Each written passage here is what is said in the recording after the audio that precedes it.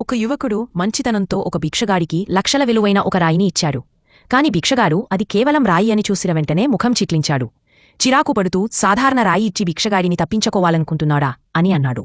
ఇది విన్న యువకుడికి కోపం వచ్చి స్పష్టంగా చెప్పాడు, ఇది సాధారణ రాయి కాదు, లక్షల విలువైన సామ్రాట్ జేడ్ రాయి. కాని భిక్షగాడు అతని మాటలను ఏమాత్రం నమ్మలేదు. అదే సమయంలో అక్కడే ఉన్న ఒక పేద అమ్మాయి ముందుకు వచ్చి దానం చేయమని అడిగింది. ఆమె తన తల్లి అనారోగ్యంతో ఉందని, చికిత్సకు డబ్బులు అవసరమని చెప్పింది. యువకుడి మనసు కరిగిపోయింది. తన జేబులోనుంచి మరో రాయిని తీసి ఆ అమ్మాయికి ఇస్తూ, ఎట్టి పరిస్థితుల్లోనూ ఇలా పడేయకూడదు, ఇది అమ్మితే నీ తల్లి మొత్తం చికిత్స ఖర్చు వస్తుంది అని మళ్ళీ చెప్పాడు. వెళ్తూ వెళ్తూ తనపై నమ్మకం పెట్టుకోవాలని కూడా అన్నాడు. ఇదంతా చూసిన భిక్షగాడు తల ఊపుతూ మనసులోనే అనుకున్నాడు, ఈ యువకుడు మానసికంగా సరిగా లేడు, పిల్లలను మోసం చేసే చిట్కాలు నాపై ప్రయోగిస్తున్నాడు అని అనుకుని యువకుడి ఇచ్చిన రాయిని అప్పడే నేలపై విసిరేశాడు. అదృష్టవశాత్తు ఆ రాయిలోర్లుతూ ఇన్నొక అమ్మాయి కాళ్ల దగ్గర ఆగినిది. ఆ అమ్మాయి సాధారణ వ్యక్తి కాదు, ఆమె ఒక ప్రసిద్ధ రత్నాల నిపుణుడి మనవరాలు. ఆమె రాయిని తీసుకొండు జాగ్రత్తగా నోరితో ఆశ్చర్యపోయిది.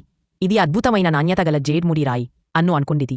ఇది ఎవరికా నచ్చనియదేమోనని భావించి ఆమె భయంతో చేతులు ఊపుతూ, ఈ రాయి నాది కాదు, ఇప్పుడే ఒక పిచ్చివాడు మాకు బలవంతంగా ఇచ్చాడు అన్ను చెప్పిది.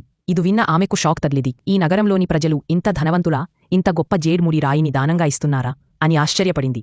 ఇక భిక్షగాడికి మాత్రం ఈ మహిళకు బుద్ధి సరిగా లేదేమో అని అనిపించింది. అతను నిర్లక్ష్యంగా ఆ చిన్న అమ్మాయి దగ్గర కూడా ఇలాంటి రాయి ఉంది అని చెప్పాడు. ఇది విన్న వెంటనే ఆమె ఒక్క క్షణం ఆలస్యం చేయకుండా ఆ చిన్న అమ్మాయి దగ్గరకు వెళ్లి నేరుగా 50 లక్షలు తీసి, నీ చేతిలో ఉన్న రాయిని కొనాలనుకుంటున్నాను అని చెప్పింది.